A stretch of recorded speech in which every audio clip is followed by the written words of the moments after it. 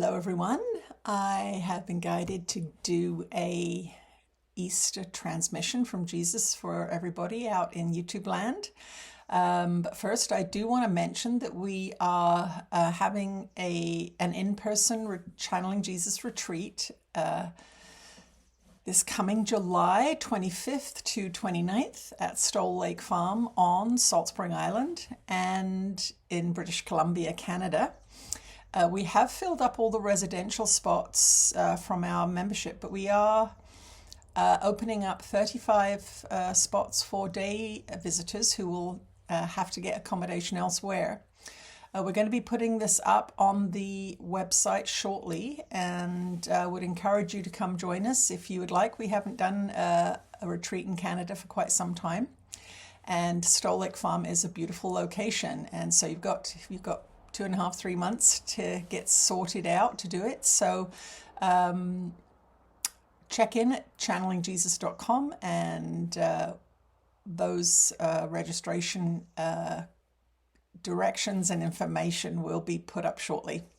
Okay, let's see what Jesus has to say to us about Easter. It's one of the biggest Christian holidays, and a lot of you will probably have some questions. So let's see what he says.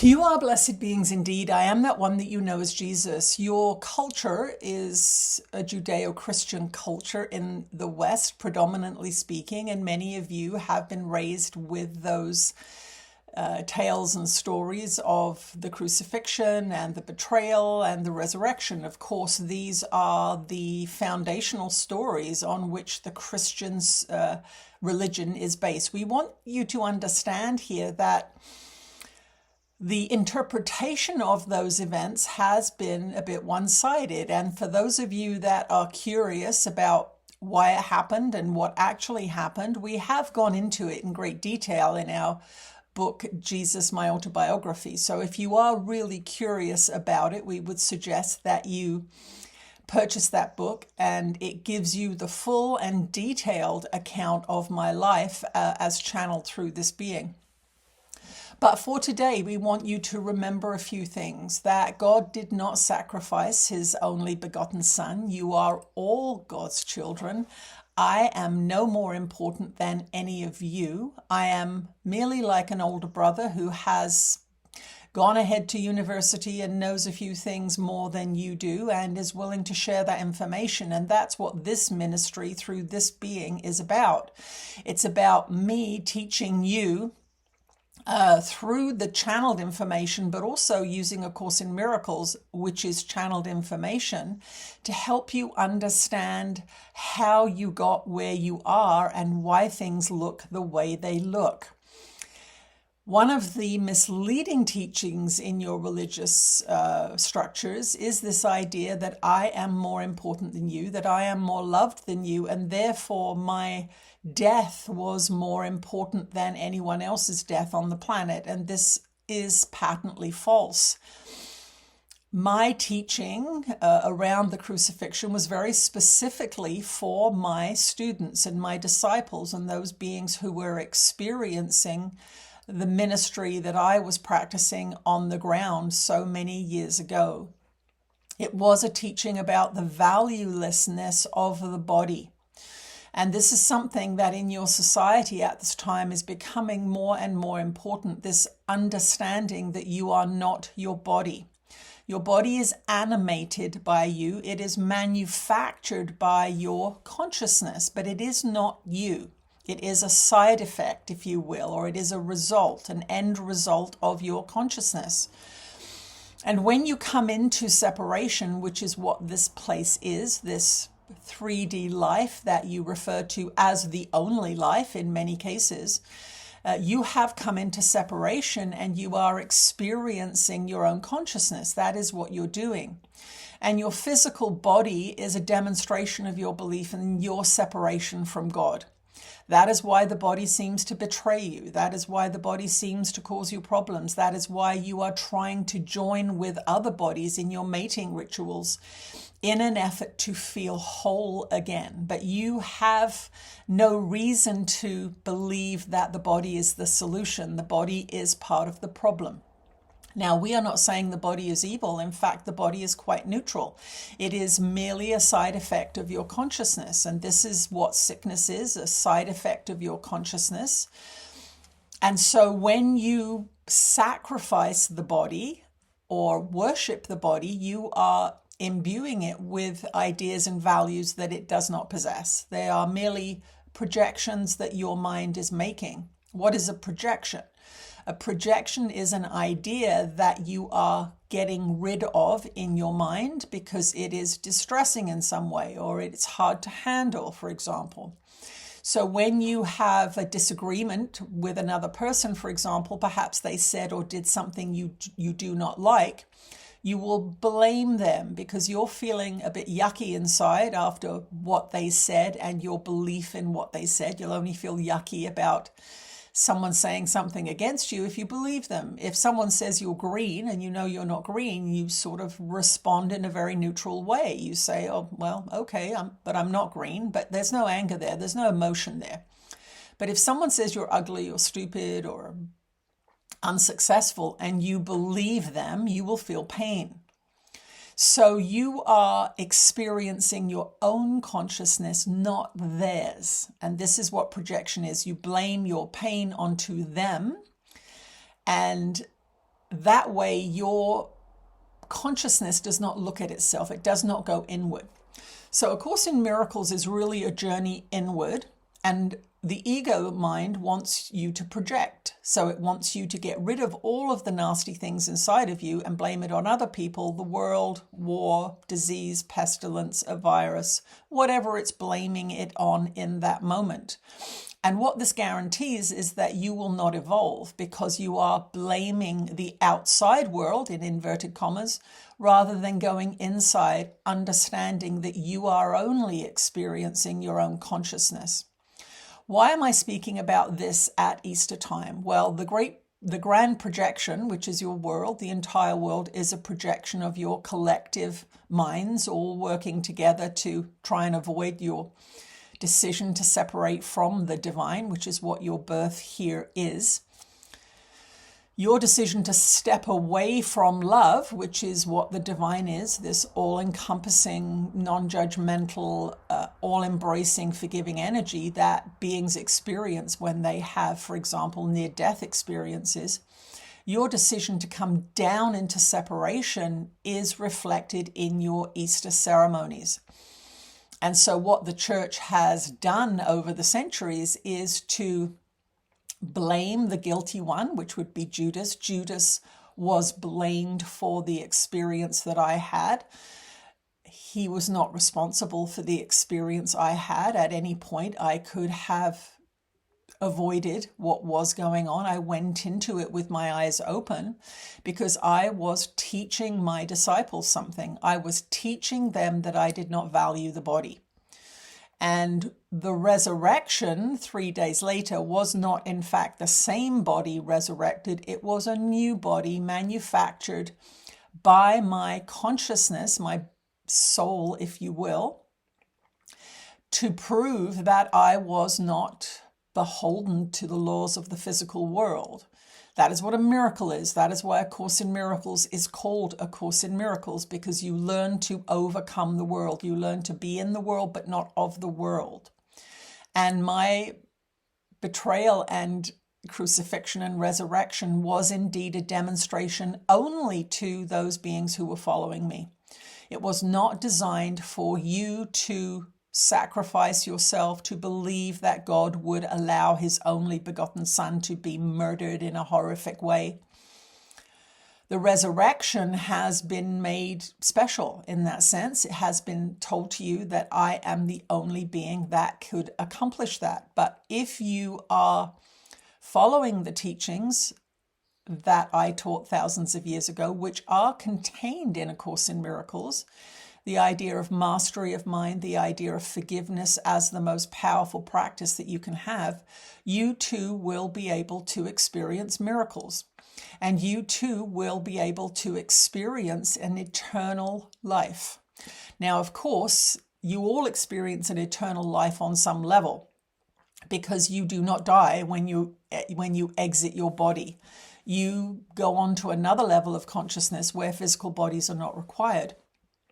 However, you do have these constant reminders of the beliefs that you mistakenly thought were true on the earth plane. And when you have your life review, which you all will have, you will see where you were mistaken and where your consciousness needs to be corrected. However, you do not have to wait for a near-death experience. You do not have to wait for your death, in fact, to have this life experience. You can, through the practice of forgiveness, through the practice of studying A Course in Miracles and learning what it is teaching, you can raise yourself up above the battleground and have a happy dream rather than a nightmare.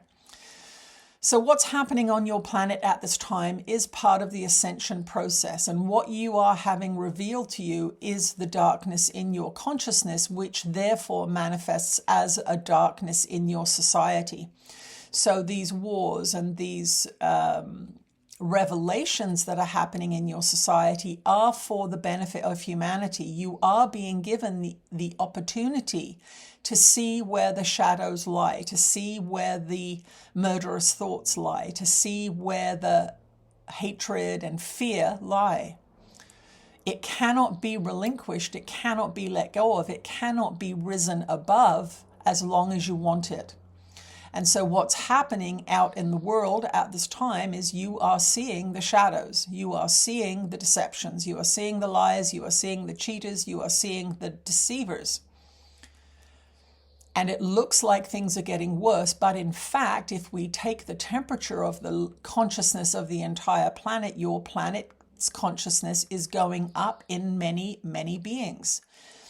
Because they are no longer believing the deceptions. They are no longer facilitating the belief in war and these kinds of things. So what we want you to do at this Easter time and this Easter celebration, we want to ask you to look at your beliefs around death, because the crucifixion, of course, is one of the biggest quote-unquote deaths that you are asked to look at.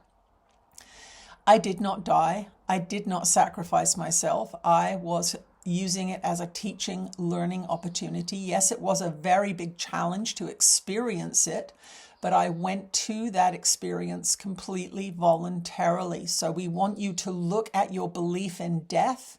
We want you to understand that at the end of the spiritual season, which is what is happening now, the ascension is the end of a spiritual season, you are going to be given many, many opportunities to reconcile your beliefs around death. And we would suggest that this weekend you begin that process.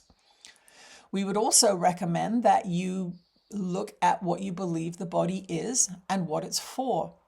Many of you use the body as bait to catch a partner or to get what you want in life. We want you to use the body as a vehicle through which you express yourself, your true self, your creativity, your honest, loving opinions, teaching, whatever it is that you align with. We want you to see the body merely as a device for that. So if you are an artist or a dancer, do not feel that you are the body, but say to yourself, this body is the vehicle that I have been given through which I can express myself in a loving way. And any time you attack the body or judge the body for doing what it does, it is a demonstration of separation, this physical body. God does not create things that die. God creates things that are eternal. For example, like your consciousness, like your creativity. These are eternal things. Your ability to love, your ability to express yourself. These are eternal things. They will not leave you when your body leaves you. They are going to go with you on the next journey into the next level of consciousness. So we want you to become more neutral about the body in the sense that it is like the vehicle you drive to get you from A to B. You do not mistake yourself for your car. You may identify or project onto your car, which many of you do with your bodies.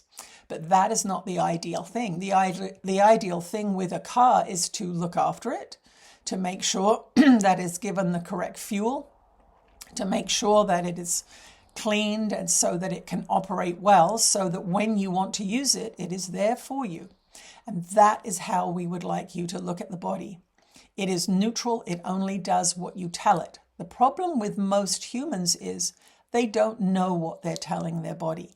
They are projecting their thoughts and feelings onto their body, and they are blaming it. They are attacking it. They are worshiping it. We want you to bring it into a more neutral space.